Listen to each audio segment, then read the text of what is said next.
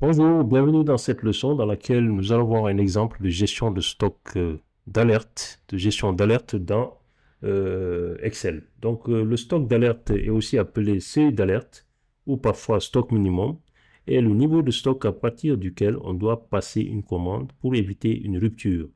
En d'autres termes, c'est un signal d'alerte pour dire attention, le stock devient trop bas, il faut réapprovisionner.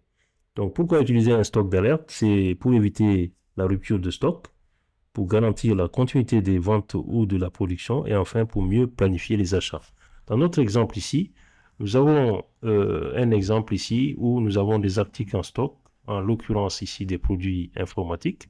Dans ce cas, nous avons une colonne quantité stockée et nous avons notre stock d'alerte qui est là. Donc l'action à effectuer, c'est OK si la quantité stockée est supérieure au stock d'alerte. Et si jamais ce n'est pas le cas, si la quantité stockée est inférieure au stock d'alerte, à ce moment, il y aura un message à commander qui va apparaître. Ensuite, nous allons mettre un jeu de couleurs plutôt. Donc ici, nous allons taper une condition si simple, une simple condition si la quantité stockée, nous allons faire pour cette première ligne d'abord et nous allons après dupliquer ça sur le reste. Donc si la quantité en stock qui est en C3 est supérieure au stock d'alerte qui est en D3, point virgule, ouvrez les guillemets, nous allons afficher un message, c'est OK.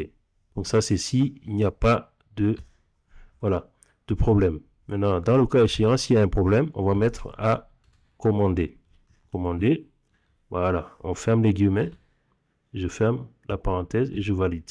Donc ici, dans ce premier cas, effectivement, 8 est inférieur à 10, donc c'est à commander. Et je défile pour le reste, et voilà. 50 est supérieur à 20, c'est OK. Nous allons faire encore mieux pour mettre une condition mise en forme conditionnelle, c'est-à-dire mettre en vert OK et à commander en rouge.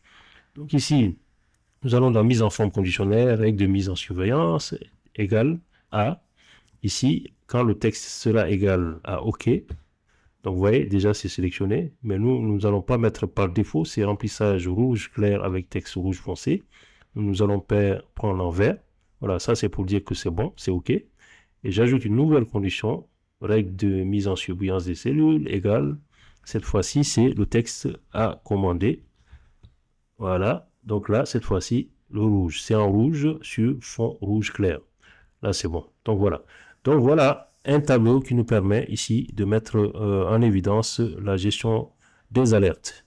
Donc, quantité stockée, stock d'alerte, action à effectuer. Dans ce cas, par exemple, si j'avais 11 au lieu de 8, vous voyez, ça devient en vert.